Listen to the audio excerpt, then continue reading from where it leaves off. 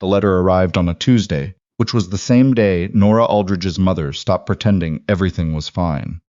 Nora had been at the kitchen table when her mother set it down.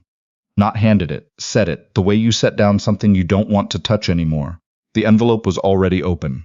The seal had been broken carefully, which meant her mother had been sitting with it for hours, before Nora came downstairs. The return address said Harwick Timber and Land, Fort Macleod, Alberta. Her mother didn't say anything. She just stood at the counter with her back turned and her hands pressed flat against the edge, like she needed something solid to hold on to. Nora read it twice, then she set it back down. How long? She said. Since your father passed? Her mother's voice was even. That was the worst part, the evenness of it. I couldn't keep up the mortgage and the back taxes both. I thought I could. I couldn't. The number at the bottom of the letter was $31,000. Outside, the first snow of October was coming down sideways off the Rockies, the kind that coated the fence posts and made the whole Aldridge property look like something from a different century. 60 acres, 3 generations. Her grandmother had planted the apple orchard in the East Field herself, 30 years ago, 1 tree at a time. Nora folded the letter along its original crease and said nothing else, because there was nothing else to say. The man who came 3 days later drove a dark green truck with mud along the running boards and a cattle dog in the passenger seat. He was earlier than the letter had said. Nora was still in her barn boots when the truck pulled into the yard. His name was Reid Calloway. She'd looked him up after the letter arrived. Not much came up. Harwick Timber and Land was a private company, registered in Lethbridge, operating across southern Alberta. The man himself had no social media, no news mentions, nothing. Just a name on a letterhead. He was taller than she expected. That was the first thing she noticed. And she hated that she noticed it. He stood by his truck and didn't come toward the house right away. He looked at the barn first, then the orchard, then the fence line along the creek. Like he was reading something. Mrs. Aldridge, he said, when Nora's mother appeared at the porch. My mother, Nora said from the yard. I'm Nora. He looked at her then. He had dark eyes, and the kind of stillness about him that some men wear naturally, and others have to learn. She couldn't tell which kind he was. Reid Calloway, he said. I believe you got our correspondence. We did, Nora said. He nodded once, like that settled something. I'd like to walk the property, if you're willing, before we talk terms. Her mother looked at Nora. Nora looked at Calloway. Fine, she said. She walked with him, because she didn't trust him to walk it alone. They went along the creek first, where the willows were still holding their color despite the frost, and then up toward the east ridge, where you could see the whole valley laid out below, the town of Pincher Creek to the north, the mountains west, the long flat amber of the foothills running south into Montana. Calloway didn't talk much. He asked about the water rights, the fence condition, the age of the barn. Practical questions. The kind a man asks when he's already decided to buy something, and just wants to confirm the details. You're going to take it, Nora said. It wasn't a question. He stopped walking, turned to look at her. I don't know yet, he said. You drove 4 hours from Fort Macleod on a Thursday, you already know. He held her gaze for a moment, and something shifted in his expression. Not quite amusement. Not quite respect, something in between. Your mother owes a significant debt, he said. The property is the asset. I'm here to assess whether it's worth the settlement. It's worth more than the debt. I know that, too. They stood there in the wind at the top of the east ridge, and Nora felt the 60 acres underneath her, like something physical. Like the ground itself was pressing up through her boots, reminding her what was at stake. What are the terms? She said. Full debt clearance in exchange for the eastern 40 acres and water rights on the creek. He said it the way you say something you've rehearsed, but not coldly. Your family keeps the house, the barn, and the orchard, 20 acres. The orchard is in the eastern 40. I know. She looked at him. Then you know I can't agree to that. I know, he said again. And he turned and started walking back down toward the house, and she had no choice but to follow. He came back the following week. And the week after that, the second time, he brought a revised proposal. The eastern 30 acres, water rights shared. The orchard stayed with the Aldridges. Nora sat across from him at her mother's kitchen table and read through it carefully. Her mother made tea and didn't sit down. The cattle dog waited outside on the porch, and Nora could hear its nails on the boards when it shifted its weight. Why are you doing this? She said. Calloway looked up from the papers. Doing what? Revising. The first offer was legally sufficient. You didn't have to come back. He was quiet for a moment. Not the quiet of someone who doesn't know what to say, the quiet of someone deciding how much to say. The first offer wasn't fair, he said. And that matters to you. He looked at her steadily. Yes. She didn't know what to do with that. She'd spent the week preparing arguments, researching land law, calling a lawyer in Calgary who'd given her 2 hours of free advice over the phone. She had not prepared for the possibility that Reid Calloway might be reasonable. She signed the revised agreement. Her mother cried quietly in the doorway when it was done, and Nora kept her eyes on the page. Calloway gathered the papers, stood, and extended his hand across the table. I'm sorry about your father, he said. I knew him a little. He was a decent man. Nora shook his hand. How did you know him? Regional Cattlemen's Association, years back. I was just starting out. He was kind to me when he didn't have to be. He paused. That's part of why I came myself, instead of sending someone. He left. The truck disappeared down the road. The cattle dog watched from the passenger window until they turned the corner. Nora stood on the porch in the October cold and looked at the orchard, still theirs, and felt something she couldn't name. Relief, maybe, or grief, or some combination that didn't have a word for it yet. She didn't expect to see him again. The agreement was signed, the debt cleared, the transfer registered. Harwick's survey team came out in November, staked the new boundary line, and left. It was clean. It was done. But the winter that year was hard. Mid-December brought a storm that knocked out power across the Pincher Creek area for 4 days, and the temperature dropped to -38 with the wind. Nora's mother was recovering from a hip surgery she'd put off for 2 years, and their furnace, old, 22 years old, stopped working on the second night. They had a wood stove in the living room. They moved mattresses near it. Nora called every heating company she could find and got voicemails, full queues, apology messages. She called her uncle in Lethbridge and he couldn't get through the roads. At 9 in the evening on the third night, headlights swept through the front window. She went to the door already angry, already prepared to explain to whoever it was that this wasn't a good time. It was Calloway. He had a truck bed full of split firewood, a portable propane heater, and 2 bags of groceries. How did you know? She said. I didn't. He was pulling on work gloves. I was checking the fence on the east boundary, and I saw you hadn't had smoke from the chimney all day. I thought something might be wrong. You were checking the fence in -38. It's my land now, he said simply. I check it. She stood in the doorway and looked at him in the cold, and she didn't know what to say, so she stepped back and held the door open. He brought the wood in without being asked to, stacked it by the stove, got the fire going in under 10 minutes with an efficiency that suggested he'd done it 10,000 times. He set up the propane heater in the hallway for overnight warmth, and he didn't linger, didn't sit down, didn't make conversation about anything except the practical matter of keeping 2 women from freezing. Her mother called from the living room. Is someone there? A neighbor, Nora called back. She looked at Calloway. He looked at her. There was wood smoke in the air now, and the stove was clicking with heat, and the house smelled like pine and cold and something almost safe. You didn't have to, she said. I know, he said. He left before 10. She watched the truck go down the road again, red taillights in the dark, and stood in the warm hallway for a long time after. January, February. The winter stretched on the way Alberta winters do, beautiful and relentless and indifferent to anything you need it to be.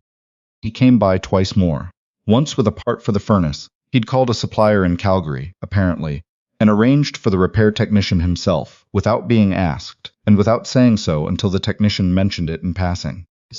Once with a question about the creek, about the water flow in the lower pasture, which turned into a conversation on the porch that lasted almost 2 hours, and ranged from water rights to the history of the foothills, to the fact that Nora had left an architecture program in Edmonton 3 years ago to come home when her father got sick, and hadn't gone back. Did you want to go back? Calloway asked. Sometimes, she said, less than I used to. He nodded. He had that quality, the quality of listening, in a way that made you feel what you said had been received, not just heard. She started noticing other things, that he remembered details. She mentioned once that her mother's birthday was in February, and a card arrived at the end of January, signed simply Reid, with no explanation of how he'd gotten the address, because he obviously already had it. That he had no patience for dishonesty, but enormous patience for difficulty. That the cattle dog's name was Spruce, and Spruce had apparently been with him for 9 years, and was the closest thing he had to a family. She noticed she was noticing. That was what unsettled her. He comes by a lot, her mother said one evening, with studied casualness. He owns the East Field. He's checking on his property. He checks it from our porch a remarkable amount. Nora went to bed early that night. It was April when things broke open, and it happened the way things usually do, not with a dramatic confrontation, but with a single, quiet sentence that couldn't be unsaid. They had been walking the fence line, their shared fence line, the new boundary, and she'd been asking him about a survey discrepancy she'd noticed on the registered documents, and he'd been explaining it, and it had been entirely ordinary, until she said, without meaning to, "Why didn't you just buy all of it?" He stopped walking. "The full 60, she said. "You could have. My mother couldn't have stopped it. No one would have blamed you. Why did you revise the offer?" The wind was coming off the mountains, and the fence posts were casting long shadows in the afternoon light. "I told you," he said, "it wasn't fair." "That's not the whole answer." He looked at the mountains for a moment. Then he looked at her. "I knew your family," he said. "I knew your father. And I'd seen you once, years before. You were at the Cattlemen's Association dinner with him, maybe 6 years ago. You were home from school. You were arguing with him about something, right there in the parking lot. And he was laughing. And you were laughing too, even though you were trying not to." He paused. "I thought, whatever that family is, I don't want to be the thing that takes it from them." Nora didn't say anything. "That's the whole answer," he said. She had known, she realized, on some level, in the way you know things, before you let yourself know them. She had known he was not a company. He was a man who had driven 4 hours to do a thing fairly, and had come back in a blizzard with firewood, and had sent her mother a birthday card, and had learned the name of every fence post on 60 acres, because he was the kind of man who did things like that. "6 years ago," she said. "You had a red coat," he said. "Your father was proud of you. You could tell from 10 feet away." She looked at the fence line for a long time. "I'm not the same person I was 6 years ago," she said. "Grief changes things." "I know," he said. "I know it does." His wife had died 5 years ago. She knew that, had found it eventually. A short obituary in the Lethbridge Herald, not much detail. He had never brought it up. She had never asked. "Did it change you?" she said. "It did," he said. "It made me slower, more careful about things I'd been careless with before." He looked at her. "Is that enough of an answer?" "Yes," she said. "Yes, it is." She didn't fall in love the way she'd fallen in love before. Quickly, dramatically, with the full confidence of someone who had never been broken by it. She fell in love the way you finally sit down after standing all day, quietly, completely, with enormous relief. She told him in May on the porch, which had become their place by that point without either of them ever deciding it. She said, "I think you should know that the reason I'm still arguing with you about the water rights every week is not actually because of the water rights." He looked at her for a long moment. Then he said, "I know." "You know?" "I've known for a while." "Then why didn't you say anything?" "I didn't want to push," he said. "You'd had enough pushed on you."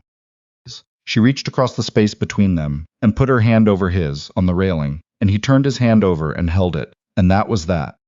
In June, her mother went to the regional hospital for a follow-up, and the doctor asked how she'd been managing stress, and her mother said, "Better lately, much better."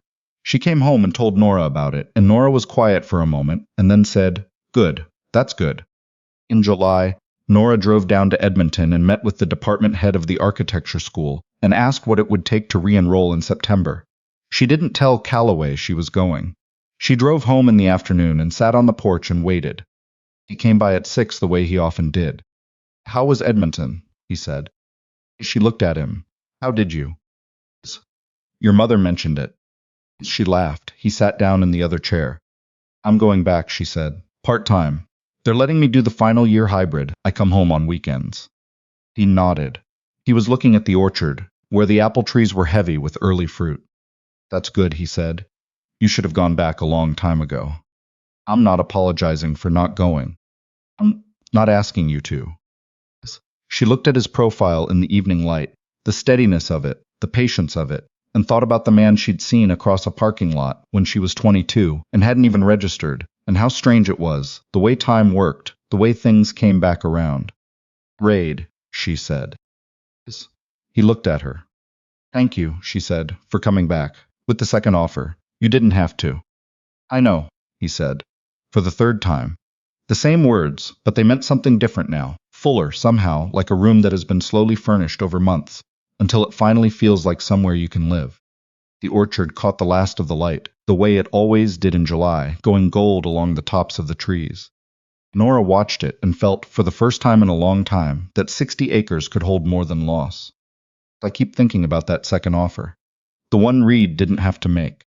The first one was legal. It was sufficient. It would have held up in any court in Alberta, and no one would have questioned it.